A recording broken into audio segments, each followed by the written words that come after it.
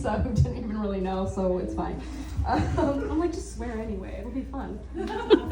Yeah, it's an adult book. Okay, so Modern Divination is technically a fantasy romance, but it's not as, it's a lot more, I guess I would say, quiet than many other fantasy romances, and it's also strongly dark academia. So, what drew you to like the academia aspect? Do you have a background in academia, or what sort of inspired that? I have no background in academia. I did not graduate from college. I didn't even get to like get to my second year of college. I was out of there. COVID hit, and I said, I'm not doing art school online. Why would I do art school online? I talked to a friend recently who did art school online, and she was like, I didn't actually finish most of my pieces. I only had to photograph a little bit of it, so like I just never did. I was like, awesome. So no, I have no background in academia. I have a lot of friends in academia who like to complain to me though about academia. So I feel like I'm like on the outskirts of it. You internalized all of that. Yeah, I was going through it with them. I was like, yeah, that sucks. But I think honestly, one of the biggest takeaways I get from their talking about it is the fact that academia is rife with like power imbalances and these misuses of power. And I think this book, in a lot of ways, is about the misuse of power. It's like, you know, this ambition that just gets twisted into this like grotesque thing. This ambition that turns from, you know, I think like ambition can be a really good thing. This main character is extremely ambitious. She's a go-getter. She is committed to her career and her academic career, but it's like she can see through this other very important figure in the book that can easily be twisted into like this grotesque, like, I guess, pursuit of power. And that pursuit of power can get really ugly really fast. So I think it's just sort of like a parallel to the wider fantasy struggle that's going on. Yeah.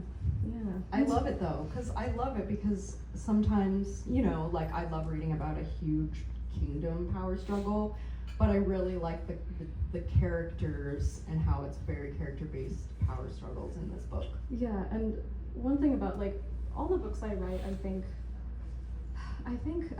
I really like to focus on a smaller scope of conflict. I think high fantasy, most high fantasies deal with this like large scope of conflict where it's like kingdoms are warring, worlds are going like, their worlds are in conflict, but it's like the main story in this book is two people who are in conflict.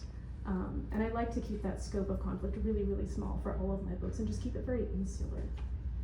I love that. I love a character drama because it's so just like, especially these two, because they're rivals, and the banter, the dialogue, the tension, the yearning, it's so good.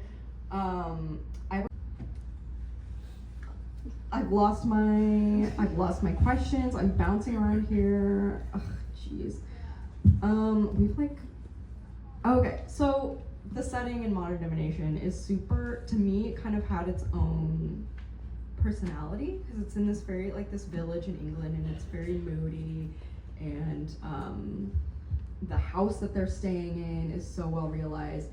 So my question is, like, did you come up with the setting first and decide to put the story there? Or did you come with the characters and build the setting around them? I knew that they had to be trapped in a very small place for a long time. Like, one of the things that... For the edging.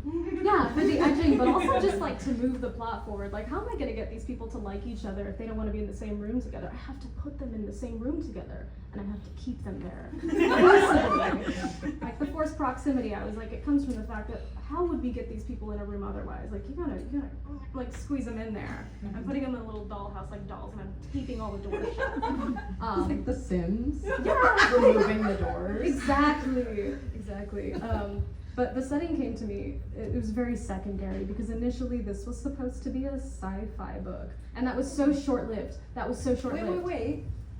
Wait, it was? Yeah, and it was awful. It didn't work, which was why I was like, this No, needs wait, to be we missed. want to know, what was the sci-fi aspect? I have to know. There were aliens in here. There were aliens in this book. There were aliens and there were cults, and I was like, no, this doesn't work. So I was still set on Earth, though? Yes. But it was like in the US. and it had to do with aliens and cults. It was a bad idea. It was a really bad idea, which is why that was so short-lived and why I was like, I'm putting them in a little house in the UK. And that worked so much better. I was like, it really just kind of clicked for me. I was in the UK. I was walking around Cambridge with my buddy who goes to one of the schools there, and I was like, you know what would fix all of my problems that I'm having with this book is just starting it here. And it just, like, genuinely, it made sense. Like, the academia aspect fell into place. I had the idea that, like, something bad would happen here, and then they would move, and I was like, yeah, it all makes sense to me. So it was secondary, but, like, nothing really made sense until I moved it there. That's cool. That makes sense that you were, like, there at Cambridge, basically, because Yeah. it reads like you've been there. It's very, like, palpable. It's textural. Like, I'm like, Issa's been all these places, even the fake town that doesn't exist. I've been there in my mind. Yeah. So, I have a question about the magic in this book. So the way it works is, like, it's so subtle and organic, and it really feels like it's part of these characters. And there's so many, like, fantasy books where the magic is very, like, bombastic, it's very dramatic, it's world shattering, which is, like, I love that. But this is, like, so much quieter and subtle. So was that a choice that you made? Did you want to have, like, you wanted magic but it was more subtle, or was that something more that came from the story? There is one scene, I think, where the magic gets to be a little bombastic, and I always envisioned that scene in my head. Like, that was one of the few things that never changed about the book. Like, I started with a couple of things. I started with these two characters. I obviously started with a sci-fi setting, which wasn't good. But I started with these two characters, and I started with an image of, like, this specific scene. And I'm not going to give you spoilers because, I mean, it's a no spoiler conversation. But, like, I have this scene, but for the rest of it, I was like, I don't think the magic really needs to be bombastic. This is a much quieter book, like Meg said before. What I'm really interested in doing with my books, and especially, like, the fantasy that I write, is, I think I wrote it in my bio, like, imbuing contemporary timelines with a little bit of magic. And I love high fantasy. I really love what it does. But I do think high fantasy sort of offers this, like, bigger degree of separation between, like, the real world and where you are. And that's, I think, the appeal of it. You get this escapism. You're not in this world anymore. You're in another world. But when you're imbuing, like, the world that we live in with that little bit of magic, I think that feels a little more hopeful to me, that, like, this is something that could happen to any of us, or this is something that, it feels grounded. It feels like something I could possibly, like, touch, as opposed to, like, I have to be, like, to experience this, I have to be in this completely other, like, realm for it. So, like, Or be like the chosen one or something like that. yeah, I mean, most of us, I mean, if you are the chosen one, like, I'm so proud of you and I'm so sorry for you, but, like, for the most part, like, we're all just going to jobs and, like, going to school, and we're struggling with these very human struggles. So it's like, even in that case, it's like the magic that we would use is probably, like, fixing your faucet, or it's probably, like, you know, taking the garbage out without actually getting off the couch. Like, that would be so convenient. Charging your phone? Yeah. That'd be cool. I wish I had that power. Or, like, if you got, like, a beverage that come out of your finger. That's something I fantasize about. Like Coke Zero. Weird. Okay, so anyway, Is there anything you can tell us about the sequel, though? Quiet Spells. It's supposed to come out January 20-something next year. It's supposed to. I wish I knew if it was the 26th or the 28th. I'm really bad with numbers and time. So it's supposed to come out end of January of next year, so about 1 year from the UK release date.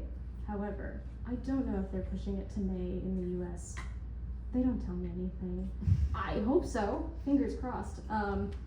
But it takes place about 9 months from then. That number is not extremely significant. Don't read into it. No one's pregnant. No one's pregnant. I'm like, I must stress. I'm like, it's 9 months and nobody's pregnant here. I think the one thing I can tell you about Quiet Spells is that I leave modern divination off in, like, a really, our two lovebirds are in a really nebulous spot. And I think Quiet Spells was, like, my exercise in slow burning an established couple, because I think one of the thing about that makes modern divination so juicy is the yearning. It's the fact that they just have this push and pull that they never really quite bridge this gap between, like, you know, rivals to lovers. And after you bridge that gap, where do you go? Like, where does the conflict come from? Obviously the conflict comes from other things. Hopefully I've done a good job at making those other things happen, but like I still want that conflict from within. So I'm really just trying to like slow burn an established couple here. There's more edging, is what I'm saying. If anyone can do it, it's you.